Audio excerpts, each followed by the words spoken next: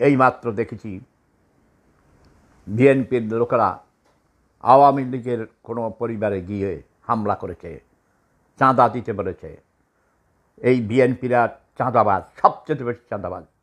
আওয়ামী লীগ চাঁদাবাজি করেছে, কিন্তু আওয়ামী লীগ থেকে এরা বেশি, হাজার গুণ বেশি চাঁদাবাজ।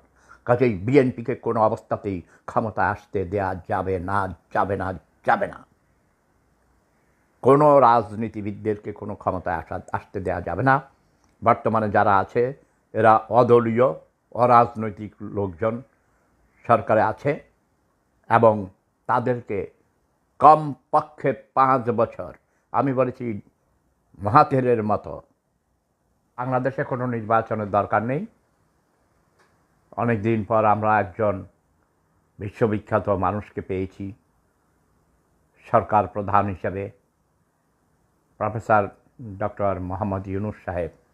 উনি একটু ধীর গতিতে চলেন, একটু ধীরে ভালো, ধীরগতি ভালো। হঠাৎ করে তাড়াহুড়া করে ভুল হয়ে যায়। আমি সবাইকে অনুরোধ করেছি, তোমরা সবাই প্রফেসর ডক্টর মোহাম্মদ ইউনূস সাহেবকে সহযোগিতা করো। তার অন্তর্বর্তীকালীন সরকারকে কমপক্ষে 5 বছর থাকতে হবে। আমাদের দেশের অসৎ রাজনীতিবিদরা চুরিদারি করার জন্যে, লুটপাট করার জন্যে, মন্ত্রী মিনিস্টার হওয়ার জন্যে, অতীতে যারা মানুষকে ধোঁকা দিয়েছে, প্রতারণা করেছে, রাষ্ট্রের সম্পদ আত্মসাৎ করেছে, তারা পাগলা কুত্তা হয়ে গেছে ক্ষমতায় আসার জন্যে। তাদেরকে কোনো সুযোগ দেওয়া হইবে না। কোনো নির্বাচন নেই। তোমরা যারা আমাকে ভালোবাসো, আমি তোমাদেরকে অনুরোধ করছি, এই 54 বছরে দেশের কোনো যে পরিমাণ উন্নয়ন হওয়ার কথা ছিল সে পরিমাণে উন্নয়ন হয় নাই। কিছুটা উন্নয়ন হয়েছে শেখ হাসিনার সময়ে, কিন্তু দুর্নীতি বেশি হয়েছে। কাজেই এদের হাতে ক্ষমতা দেয়া যাবে না, যাবে না, যাবে না। অসৎ রাজনীতিবিদ, এরা চাঁদাবাজ, এরা জঘন্যভাবে দেশকে শোষণ করেছে, টাকা আত্মসাৎ করে সেগুলো পাচার করেছে, ব্যাংক লুটপাট করেছে। কাজেই আমি বলবো, হে জনগণ, তোমরা সচেতন হও, তোমরা জেগে উঠো। প্রফেসর মোহাম্মদ ইউনূস সাহেবকে সহযোগিতা করো। তিনি কোনো দুর্নীতি করেন কিনা, তার সরকারে যারা আছে, 8 মাস অতিবাহিত হয়েছে, তাদেরকে তোমরা পর্যবেক্ষণ করো, সহযোগিতা করো, নিজেরা উৎপাদন করো। বিদেশি ইনভেস্টরসদেরকে এনে দেশে কোনো শিল্প করার কোনো প্রয়োজন নেই, আমরা নিজেরা করি।